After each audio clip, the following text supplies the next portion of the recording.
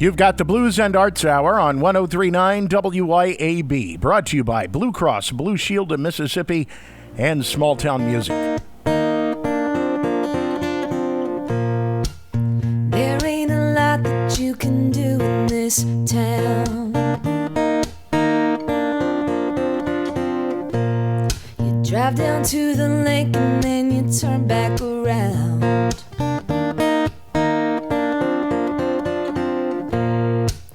Go to school and you learn to read and write,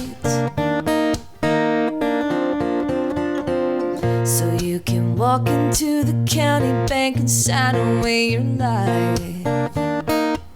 Alanna Mosley epitomizes what the Blues and Arts Hour is all about. She's a Mississippi artist who plies her trade all over the state and does so frequently, with a schedule that sometimes includes as many as 4 or more shows in a weekend, and some during the week too. She loves what she does. So what fuels a person to travel the roads and highways of this state with such frequency? What has inspired her original work as a songwriter? How did she get lost in the desert, both figuratively and literally? It was more of a metaphorical get lost and finding yourself not really real. You'll find out by spending some time with Alanna Mosley of Carrollton on the Blues and Arts Hour. Let go. I know there's a better way. I wanna know what's over that rainbow. I'm gonna get out of here someday. All right, so I think people should know that the first time I saw you play was at the Iron Horse Grill, and you were with Walt Busby. And one thing I noticed about your set is that first you had chops, and second, there's a lot of quality in the performance there. You do what a lot of people that are on this program do, and that's you travel the state and you perform with a lot of heart and soul and a lot of, obviously, a lot of rehearsal. So I want to talk about what it is that has inspired you to have a music career. What got you into this? I feel like in a lot of ways just didn't really have a choice because it was the only thing that I was really ever interested in. Always loved music and just always wanted to pursue it. And luckily I had family that, were totally behind me. They supported that whole idea fully. I don't know. I think it's born in some of us. Well, let's talk about your background a little bit. You're from Carrollton in Carroll County. That's kind of a very rural area for people who live down here in the metro and may not be familiar, but it is kind of off the beaten path a little bit.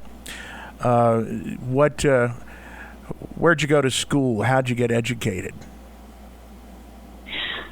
Oh goodness, I went to a couple of schools.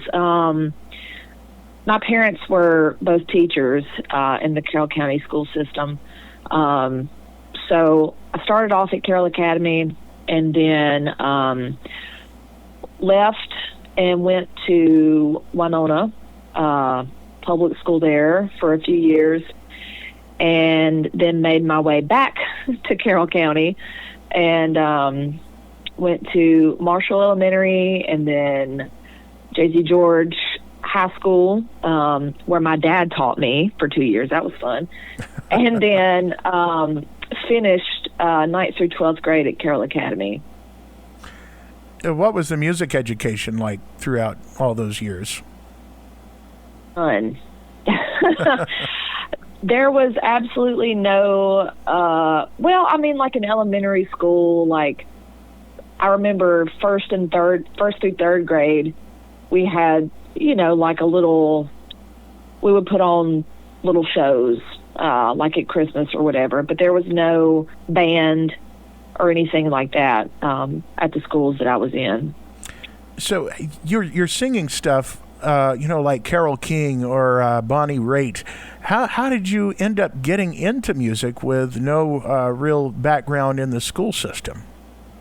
Luckily, my parents I grew up listening to music all the time. and it was not just one type of music. It was everything. So I grew up listening to whatever they listened to, but then I also had my favorites. Like I was real big. Well, when I was a little kid, believe it or not, I was obsessed with Alan Jackson. Okay. So much so that my parents took away my cassette tape because I got on their nerves with it. But you know, by the time I got interested, like really interested in music, Alanis Morissette was a huge one for me. You know, that kind of like 90s alternative stuff. And then I took a turn and started listening to a lot of singer-songwriters like Gillian Welch and Dave Rawlings, Emmylou Harris and Graham Parsons, Brandi Carlile. I mean, the list just goes on and on. But listening to those types of artists, that's when I really kind of like found my voice. You know, what I felt like I was good at. That kind of genre of music is what I really kind of fell into when I started to do my own gigs. Now, you mentioned Graham Parsons there, and you mentioned him in one of your songs, too, which we'll get to in a little while. But Graham Parsons, obviously, you know, was a big inspiration for a lot of people, for Emmylou Harris, who you mentioned as well. Yeah. And so I have to wonder, you know, how did you get exposed to Graham Parsons in particular? You know, I know he was a member of the Byrds, and there's a kind of legend around him for his friends taking his remains and burning them out in the desert, and there's a mystique around him. Yeah. Well, I'll tell you, so back in, let's see, I was in high school. I worked at this little coffee shop, believe it or not. At the time, Carrollton actually had like a coffee shop. And right next door to it was this place called the Carroll County Market. Best barbecue I've ever eaten. And the guy that ran it with his family, his name was Cecil Abels. And he started hosting like open mic nights there at the Carroll County Market. And, you know, we got to talking, and he influenced me a lot. We started playing Gillian Welch and Dave Rawlings together. We would do like little duo gigs, and so we would do their stuff. And then he also was like, "You got to know about Graham Parsons." I already knew about Emmylou Harris, but he was like, "You got to know about their stuff." And so we would perform some of their songs, and then we would do like Johnny Cash and June, you know. So he really kind of opened the door to that kind of like that whole era of music. Well, you mentioned you started doing duo gigs there, but one thing we've kind of skipped over so far is how you got into playing the guitar. So how did that happen? You know, it's a big step up to go from just listening to music to actually performing it. You know, my parents always say that I used to walk around with like a little toy guitar, you know, from like the dollar store, instead of playing with dolls. Like I always gravitated towards, you know, on a drum or, you know, playing a little fake guitar. So when I was about, I don't know, I was really young, like maybe 9 years old. I got a little guitar. It was probably for my birthday or Christmas. A little student-sized acoustic guitar. Coming up, switching from the toy to the real thing on the Blues and Arts Hour with Alanna Mosley on 103.9 WYAB. You've got the Blues and Arts Hour on 103.9 WYAB, brought to you by Blue Cross Blue Shield of Mississippi and Small Town Music. I'm Chris Davis, your host. Imagine growing up in a place kind of in the middle of the woods where there is no music education in the school system, and you've got a guitar. So what do you do with it? Such is the story of Alanna Mosley from Carrollton, right here on the Blues and Arts Hour. You know, nobody in my family played. And like I said, there was no musical education in the schools that I was in. And we lived in such a rural area, there were no music teachers around either. So it just kind of sat in the closet for several years. And then I was around 12 maybe. I bought some books, and I had some friends that played some, and so and this was before the YouTube days when, you know, you couldn't learn on the internet back then. So, I just read books and watched other people play and just kind of figured it out as I went. I think a lot of guitar players, I know I did, a lot of them had this Mel Bay guitar book. Did you have that one? I think I did. It's funny because when you figure things out yourself, sometimes you do things that are not quite right, but they make total sense to you. Like, sometimes, like putting on a capo, for instance. People are like, why do you put your capo on backwards like that? And I'm like, what do you mean? This What's is backwards? right to me. Yeah, like, what's backwards? They're like, well, if you put it up, you know, I'm like, no, I can't do it like that. So you just learn things, and sometimes, like, even chord shapes and stuff. People are like, why do you use that finger? I don't know. That's just what made sense to me at the time. Like, there's no, you know, I didn't have anybody over me saying, you can't do it like that. Well, when you think about the way that, you know, some people learned it in rural areas, I think about B.B. King in particular. I mean, this guy was putting strings on nails and playing it on the side of the house. So it's not always, it doesn't always come from the, the conventional classical education. Yeah, if we didn't have people just figuring it out as they went along, I guess everybody would sound the same. Well, yeah, that's for sure. And I think right now, you know, music maybe sounds a little homogenized because perhaps this current generation has all learned the same way. For people who have Gibson guitars, getting a Gibson, you know, is something, well, for me anyway, it took me years. I saved and saved because those are truly quality instruments. But you're playing the Bentley of them, the Gibson J200. And for people who don't know, this is the same guitar that Emmylou Harris plays.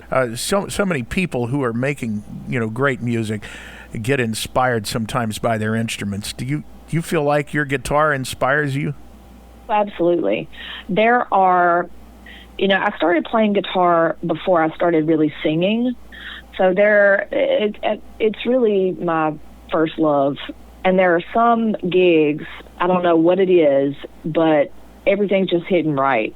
And it really feels like just an extension of my body. I know that sounds weird, but like just such a part of me sometimes. I can't imagine not ever playing. I'm just so lucky to have found it. And the whole Gibson thing, I always thought that I wanted a Martin because my favorite singer-songwriter, her name is Shawn Colvin, and she really changed my world too, the way I listen to music. And I don't know, she made me like, okay, I can do this too. When I heard her play Diamond in the Rough, that song just like I said, totally rocked my world.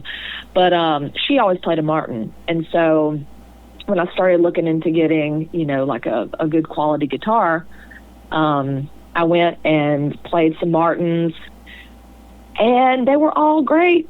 Loved them. But as soon as I picked up a Gibson, I don't know, just the feel of it, the sound, it just felt right.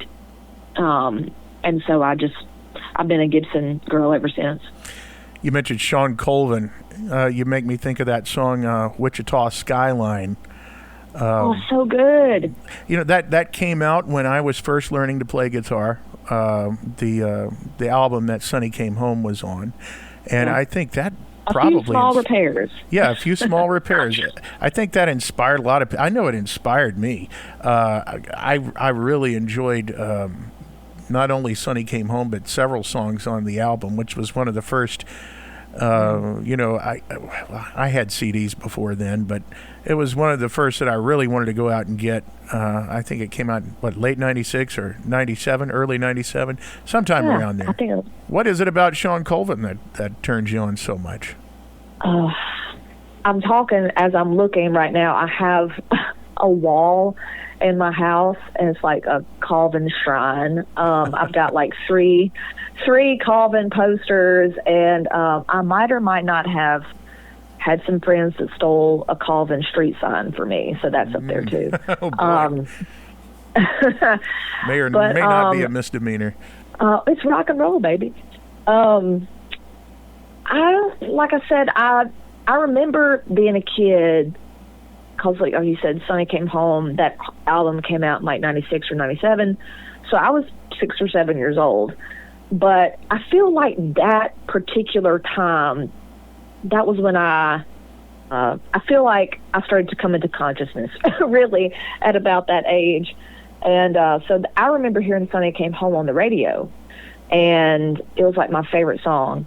But then years later, I was a teenager, and again, here's another misdemeanor. I might or might not have been downloading some music on the internet, burning CDs. We won't tell anybody. And I remember I got Diamond in the Rough and Get Out of This House.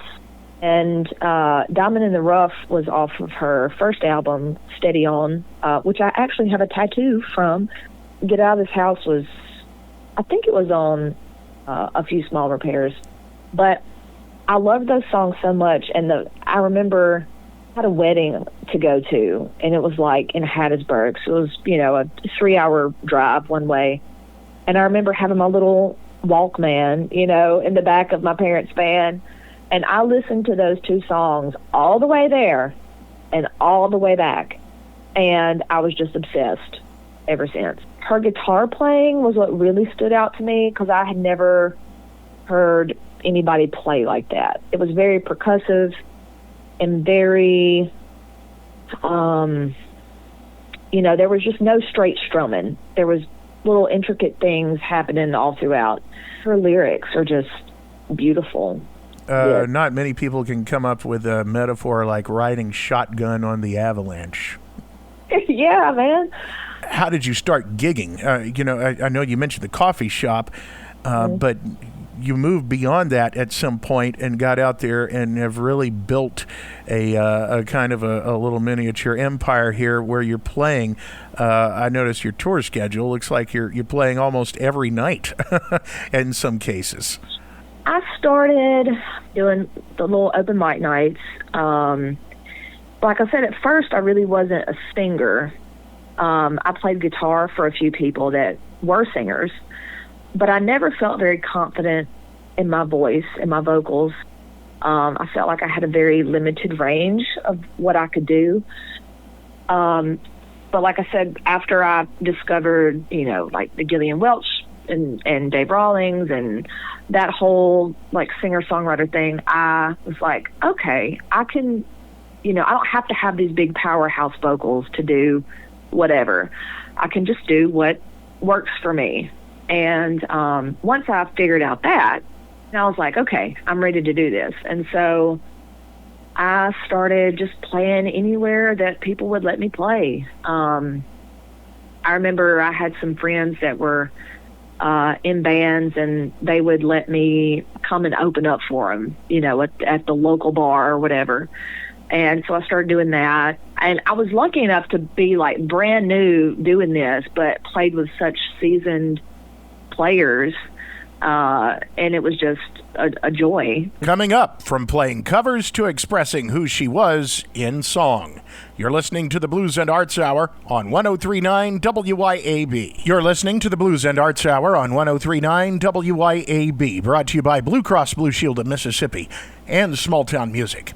And today, conversation with Mississippi singer-songwriter Alanna Mosley from Carrollton. You sent a couple of originals, so I'd like to talk about those originals. There's one that really that hit me right away, and that's the one that's about going to the desert and kind of starting anew, finding oneself in the desert. And that's the one where you mentioned Graham Parsons.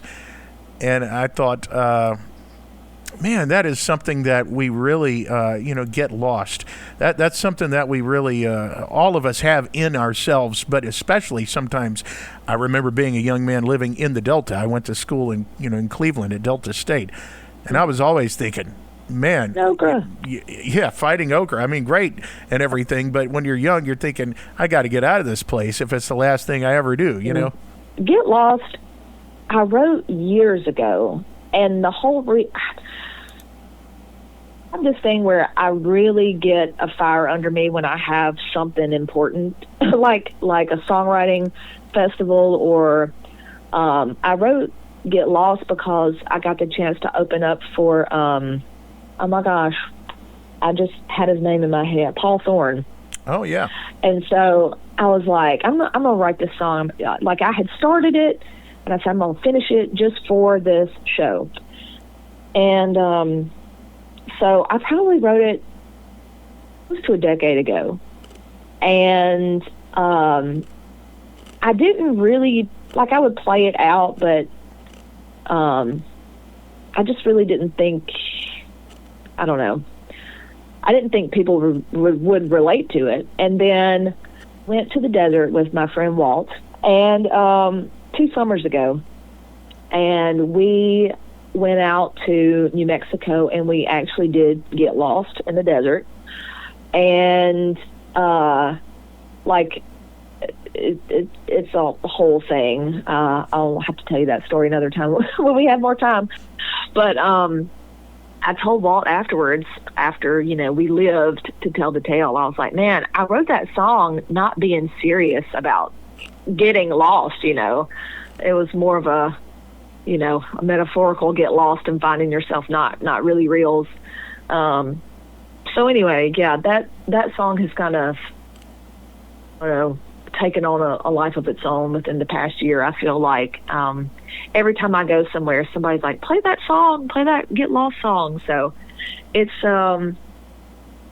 been fun to see how that has kind of grown.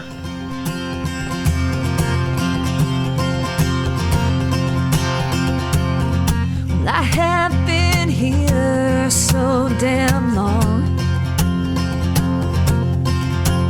growing tired of everything I've come to know. But I've got this feeling down in my bones. If I don't leave now, I might not ever go. I've got to know, I've got to see what's out there for myself. Pack up my car, I've always wanted to go out west. Meet the ghost of Graham and get inspired out in the desert sand. Get lost and find myself again.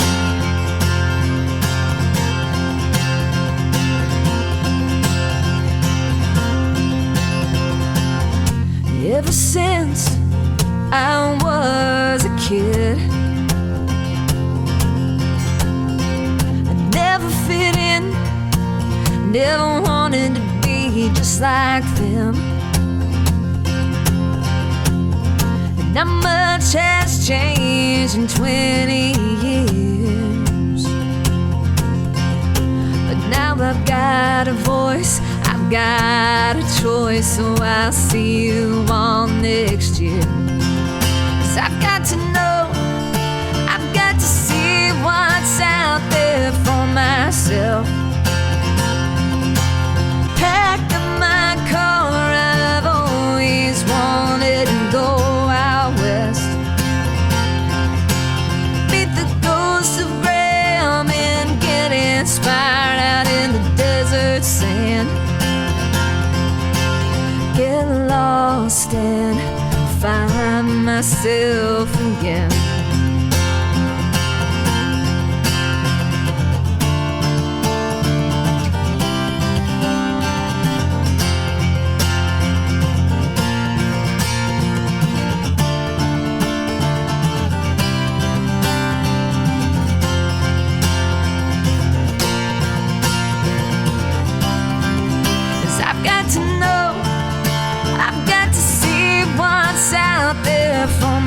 myself.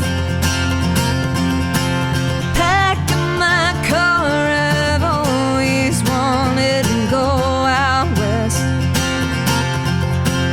Meet the ghosts of Graham and get inspired out in the desert sand.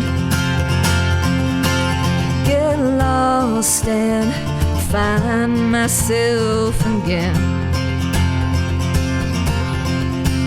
Get lost and find myself again.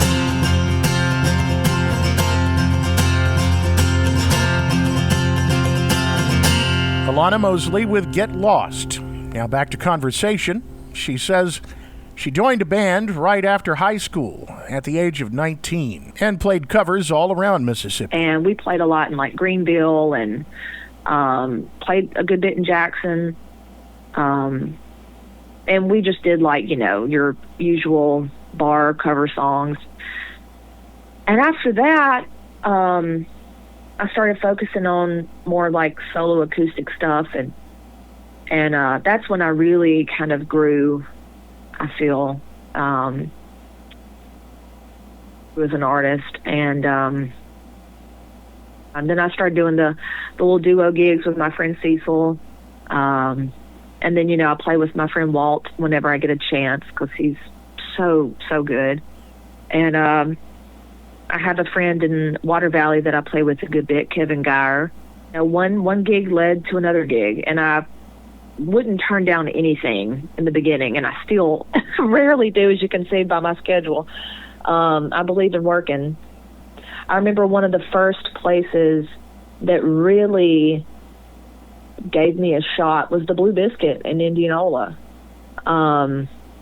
They let me start playing there, and to kind of like bring this up, but being a young woman trying to get into doing this, that was like a whole other thing.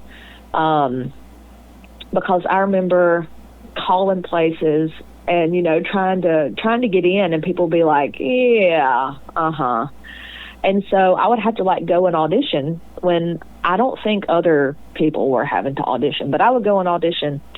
And I remember I was playing at this one, or trying to play at this one place down in Jackson.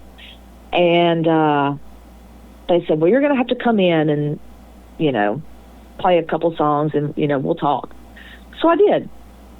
And after I got done, they were like, oh, we loved you. You were so great. We you know, we would like for you to play here, but we're just not sure how our, you know, patrons, we're not sure how you would go over. And I was like, what do you mean? And they said, well, we don't know how they would handle a woman playing in here. And I was like, are you serious? And they were like, yeah, well, we've had a few other women play here, but they've been really bad, so people have asked us to not hire women. And you said, what century is this? Yeah, that you know, you hear about that, but you don't think like you'll ever run into it. But, you know, that was a thing some places. Coming up, spending some time away from home brings new perspective. You're listening to the Blues and Arts Hour on 103.9 WYAB. You've got the Blues and Arts Hour on 103.9 WYAB, brought to you by Blue Cross Blue Shield of Mississippi and Small Town Music. They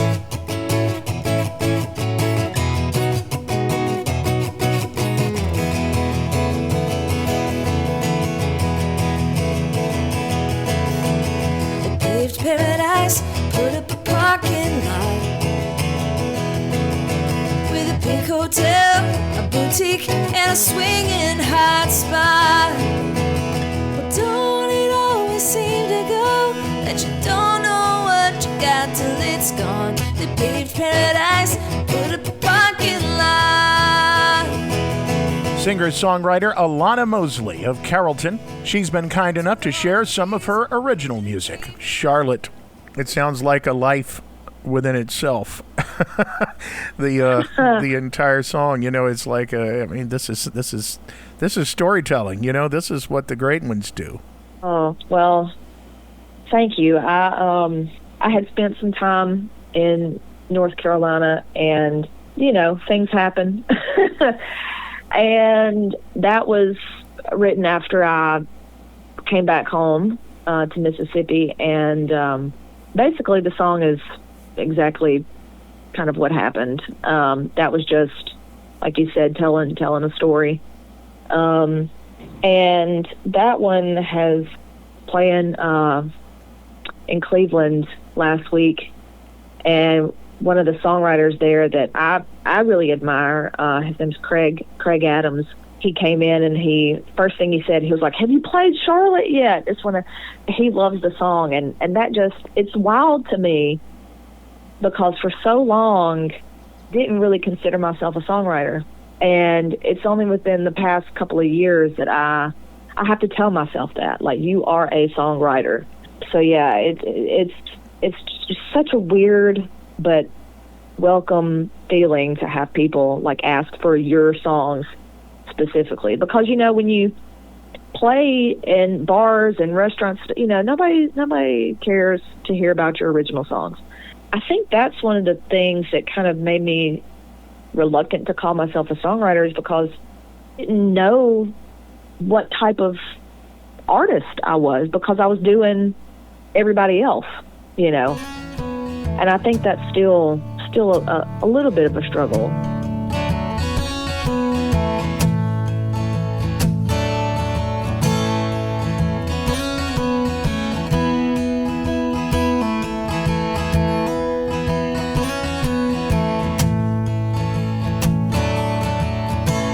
Well, I've been listening to that record, the one we would play. You turn down the lights, you'd whisper my name. But sometimes things change and we don't know why.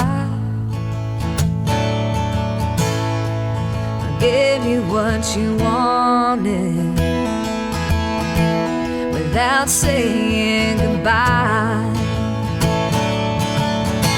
So in a hotel room in Charlotte, well, I fell to my knees. I couldn't take all the pain.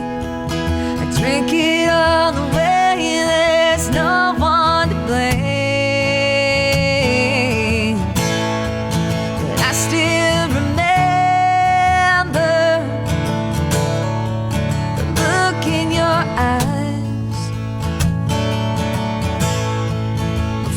I left without saying goodbye.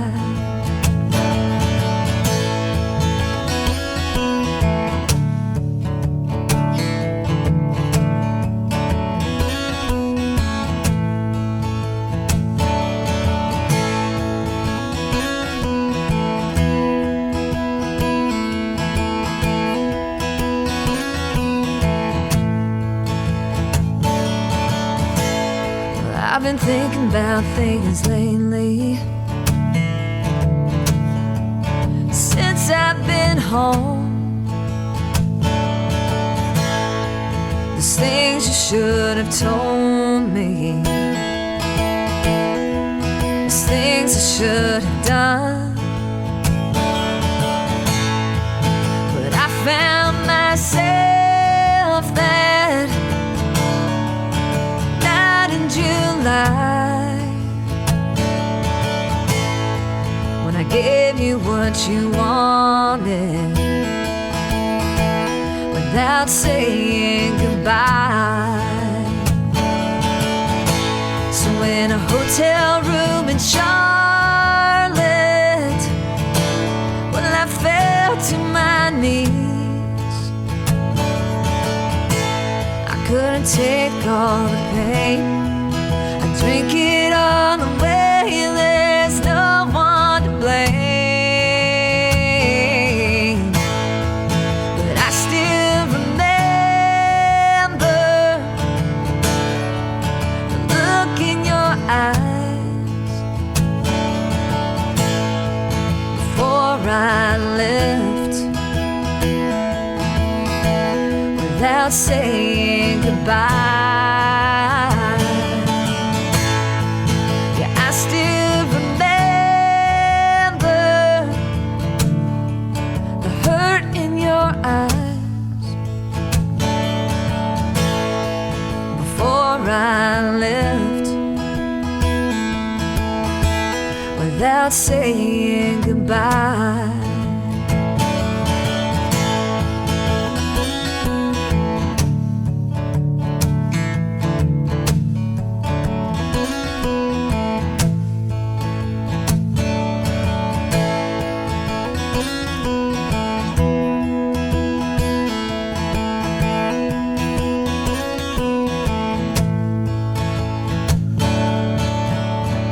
A lot of people are releasing singles, you know, and not having to record entire albums. You got any plans to do stuff like that, to actually, you know, maybe bring in other musicians and embellish the songs and put them out there on Spotify or Apple Music?